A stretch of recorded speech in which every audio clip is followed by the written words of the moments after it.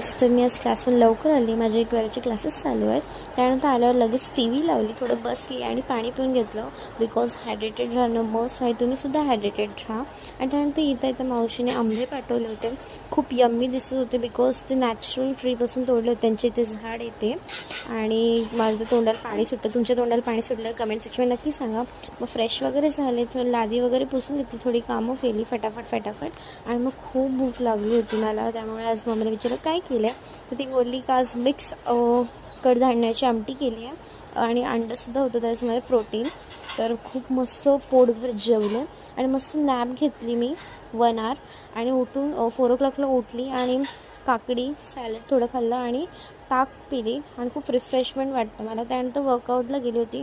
आज first day होतं वर्कआउटमध्ये. आजपासून स्टार्ट झालं होतं.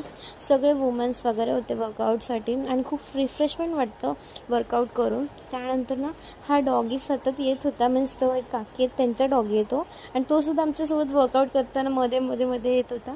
त्यानंतर संध्याकाळी ध्रुव आला होता. ध्रुवला हे गाणं खूप आवडतं आणि आत्या आणि भाच्याचं नातं खूप गोड आहे, गोंडच आहे दोघांचं नातं. असंच नातं प्रत्येक आत्या आणि भाच्याचं असावं असं मला वाटतं. जर ब्लॉग आवडला असेल तर बाय बाय. आजसाठी एवढंच. बाय.